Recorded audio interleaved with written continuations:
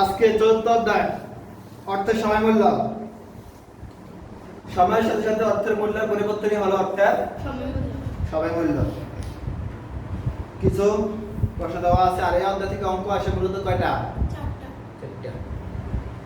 মূলত এই অধ্যায় থেকে অঙ্ক আসতে পারে কি কি? বর্তমান মূল্য, ভবিষ্যৎ মূল্য। বর্তমান মূল্য আবার বার্ষিক সাধারণভাবে অথবা চক্রবৃদ্ধি। চক্রবৃদ্ধি আসতে পারে, বার্ষিক সুদের হারও আসতে পারে। ভবিষ্যৎ মূল্য বার্ষিক সুদের হার আসতে পারে, চক্রবৃদ্ধি সুদের হারে। তাহলে মূলত অঙ্ক কয়টা? দুইটা, বর্তমান মূল্য নির্ণয় এবং ভবিষ্যৎ মূল্য নির্ণয়। তো একটা হলো বার্ষিক সুদের হার দিয়ে, একটা হলো চক্রবৃদ্ধি সুদের হার দিয়ে। আর আসতে পারে কি? EAR এর পরিমাণ, প্রকৃত সুদের হারের পরিমাণ। আর আসতে পারে কি? রুল 72 বা রুল 69 অনুযায়ী সময় অথবা সুদের হারের পরিমাণ নির্ণয়। আর আসতে পারে কি? আর তো কিছু না। আমরা এখানে একটা অঙ্ক দিচ্ছি, দেখো। তাহলে বর্তমান মূল্য নির্ণয়ের সূত্র কি? বার্ষিক বর্তমান মূল্য নির্ণয়ের সূত্র কি? নগদান হিসাব না, বার্ষিক বর্তমান মূল্য নির্ণয়ের সূত্র কি? Present value. বার্ষিক বর্তমান মূল্য নির্ণয়ের সূত্র দুইটা, future value by 1 plus i whole power n n। এটা হলো কখন? বার্ষিক সুদে। আবার প্রেজেন্ট ভ্যালু সমান সমান future value by 1 plus i by n whole power n n। এটা হলো কখন? চক্রবৃদ্ধি ক্ষেত্রে। আবার ভবিষ্যৎ মূল্য নির্ণয়ের ক্ষেত্রে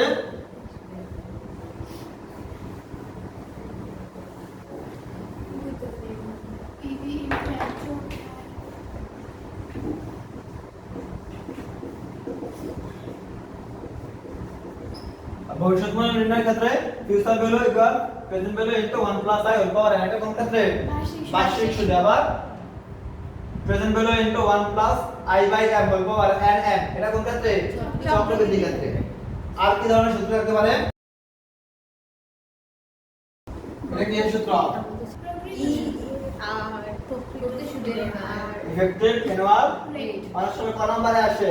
EAR এর পূর্ণরূপ, ইফেক্টিভ অ্যানুয়াল রেট। সূত্র কি? 1 plus i by m whole power n minus 1 into 100। যে এক বছরে কত সপ্তাহ বানানো সপ্তাহ? আচ্ছা, দেখো m এর মান বের করা, চক্রবৃদ্ধি সংখ্যা মানে m এর মান যদি বলা হয়, দেখো এই যে বার্ষিক ক্ষেত্রে যখন আমরা লিখি 1 plus i whole power n বিবি, এই ক্ষেত্রে এখানে m এর মান কত জানো? 1। এখানে m এর মান 1। কারণ কি? এই যে i আছে, i এর নিচে 1 লিখলো যে কথা, আবার n কে 1 দ্বারা গুণ করা যে কথা, না লিখলে একই কথা। তো বছর যদি একবার হয় তাহলে m এর মান 1। আর যদি বলা হয় বার্ষিক, মানে তো বছর। বার্ষিক যদি বলা হয় মাসিক 12। তাহলে m এর মান 12। মাসিক বললে 12। যদি বলা হয় অর্ধবার্ষিক 2 না 6। 6। অর্ধবার্ষিক বললে 6। অর্ধবার্ষিক বললে 6 6 না 2। একদম ঠিকই আছিল আমার ওই যদি বলা অর্ধবার্ষিক 2। যদি বলা দ্বিমাসিক 6। যদি বলা ত্রিমাসিক 4। যদি বলা কোয়ার্টারলি 3। যদি বলা মান্থলি মাসিক হচ্ছে 12। তাহলে যদি বলা সাপ্তাহিক 12। যদি বলা পাক্ষিক এসব পাখি কেন আমি বলাই লাগছে যে রে আমার মনে বলে? হয় মাসিকে দুইবার হয় এটা। যদি বলে পাক্ষিক মানে 15 দিন পর পর, তাহলে মাসে কয়বার হয়? দুইবার। মাসে দুইবার হলে, যদি মাসে একবার হলে, যদি 12 হয়, দুইবার হলে 24। যদি বলে দৈনিক তাই 360। 365 রাখে না। 5 দিন হচ্ছে ব্যাংক থেকে লেনা দিন। 5 দিন তো রোজা রাখে, হারাম সুদ খাওয়া হারাম না নাকি? ইসলামে 5 দিন রোজা রাখা হারাম না? তাহলে এই 5 দিন রোজা রাখা থেকে হারাম। ইসলামে যে 5 দিন রোজা রাখা হারাম, সেটা কিন্তু সুদ খাবি কেমনে? এজন্য 5 দিন বাদ দিয়ে দিছি। ভাগ দিন রোজা রাখেন না 5 দিন রোজা রাখা হারাম না? 2 ঈদের 2 দিন আর কোরবানি ঈদের পরে 3 দিন। কোরবানি ঈদের পরে 3 দিন 5 দিন রোজা রাখা হারাম। এবার রোজা রাখা দেখেন হারাম দেখে তো সুদ খাবি কেন? এজন্য 5 দিন বাদ দিতেছেন। আচ্ছা তাহলে এমএল মান বের করার কোনো সমস্যা আছে? না ক্লিয়ার না কথা আছে? না বেদে ভেজাল মুক্ত বলছে মিস্টার হাসান প্রাইম ব্যাংক হতে 5 বছর মেয়াদি ঋণপত্রে 1000 টাকা বিনিয়োগ করে 5 বছর পর তিনি সর্বমোট কত টাকা? এত টাকা পাবেন। ক নম্বরে 5 বছর পর মিস্টার হাসান যদি সুদের হার 15% হয় 5 বছর পর কত টাকা পাবেন যদি সুদের হার 15% হয়? তাহলে কি করব? কোন সূত্র অ্যাপ্লাই করব? ফিউচার ভ্যালুর সূত্র। কোন সূত্র?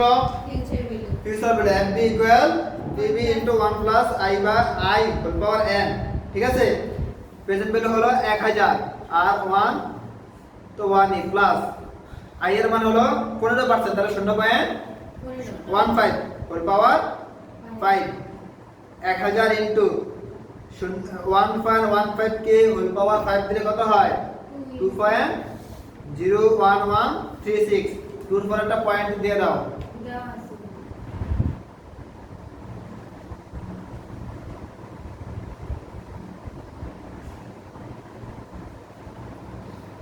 তাহলে 5 বছর পরে আসে 2011.36 টাকা। অর্থাৎ মিস্টার হাসান 5 বছর পর 2011.36 টাকা পাবেন। দেখেন পরের অঙ্কটা আমরা নিজেরা করি কি কর?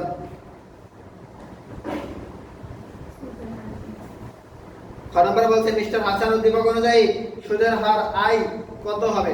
এখানে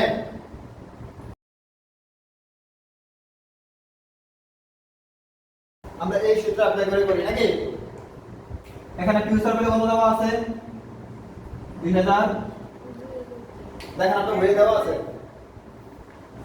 প্রশ্ন দেওয়া আছে। এই যে সেটা শেয়ার করেন 1610.5 কত? 1610.5 1610.5। ঠিক আছে? প্রেজেন্ট ভ্যালু হলো 1000 into 1 plus I whole power 5। সেটা বর্তমান মূল্য ভবিষ্যৎ মূল্য দোনোটাই দেওয়া হ্যাঁ দেখেন প্রশ্ন দেখেন না, I এর মান বের করা। দেখো তোমরা প্রেজেন্ট ভ্যালু বর্তমান মূল্যের মান বের করতে বললে ওই ভবিষ্যৎ মূল্যের মান বের করা যেভাবে করছো বর্তমান মূল্যের মান জাস্ট ইনটু করে দিলেই চলবে। একই রকম সূত্র বসিয়ে করতে পারবা। বর্তমান মূল্য ভবিষ্যৎ মূল্য চক্রবৃদ্ধিতে সাধারণ এটা সবাই পারবা, কিন্তু সুদের হার নির্ণয়ের অঙ্কটা অনেক দিন ধরে আসে না, এটা অনেকে পারবে না। এজন্য আমরা এটা দিছি। সেটা আশা করি প্রায় সময় আসতেও পারে। এবং গতকালকে রেজাল্ট জানেন জানি অনেক খারাপ খারাপ হয়েছে না? আপনাদের তো আরো খারাপ হবে লিখে রাখেন। প্রশ্ন গতকালকে যে রেজাল্ট দিছে, পরীক্ষা হয়েছে আগে, প্রশ্ন হয়েছে আগে, নিয়ম চলছে আগে, পাঙ্গাসের আধার পাইয়া রেজাল্ট টুল টেবিল সহ পাস, সেইখানে ফেলের হার এত।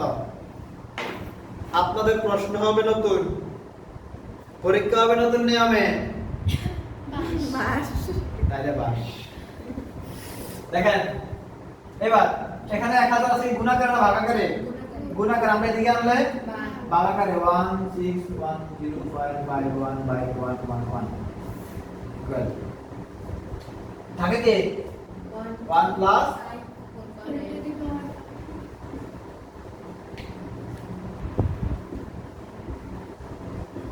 ঠিক আছে?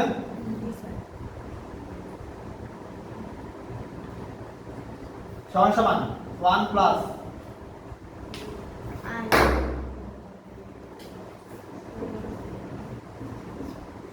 এতটুকু কত সমস্যা আছে? এটাকে এটা দিয়ে ভাগ দিলে পাওয়া যায় 1.61.051 আর যা আছে তাই। এবার এটার উপরে কোনো পাওয়ার আছে? এটার উপরে পাওয়ার আছে কত আছে? 5 আছে। এখন এই পাওয়ারটাকে যদি আমরা এটার উপরে আনি, এই 5 এর নিচে কিছু আছে? 1 আছে। তাহলে নিচে আমরা চশমা লাগালে দেখা যায় 1 আছে। তোমাদের চশমা নেই জন্য তোমরা দেখো না। 5 এর নিচে আছে 1 ঠিক এইটা যখন এদিকে আসে পরে এটা কি হয়ে যাবে উল্টে যাবে তখন হবে 1.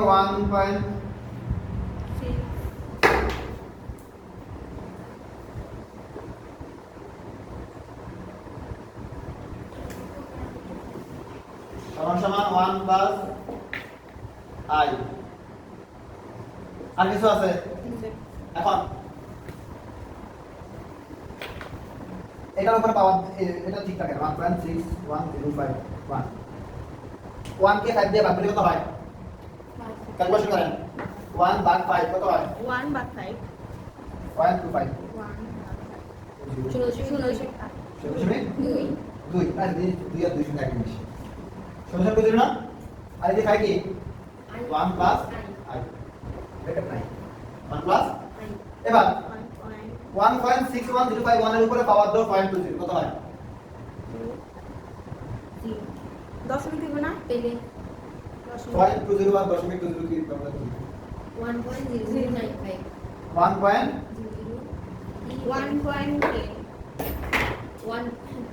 1.0095 আচ্ছা 0095 মানে কি আমরা 10 লিখতে পারিনি ডাইরেক্ট 10 লিখি 1.10 সমান সমান 1 প্লাস I এতটুকু কি আমার সমস্যা আছে ঠিক আমরা এটাকে টাই না এখানে নিয়ে যাই 1.010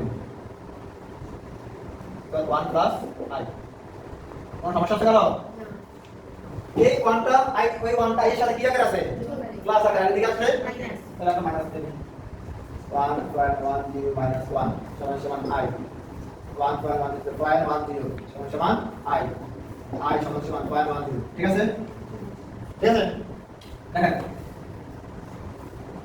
I সমান সমান 0.10 ইনটু 100 ইনটু 100 কেন শুধু হার বের করতে হবে পার্সেন্টেজে বের হবে আর পার্সেন্টেজ করার জন্য ইনটু 100 কত হয় I সমান সমান 10 দেখেন নিচে একই রকম ভাবে প্রশ্ন আসতে পারে এই মূলত চতুর্থ অধ্যায়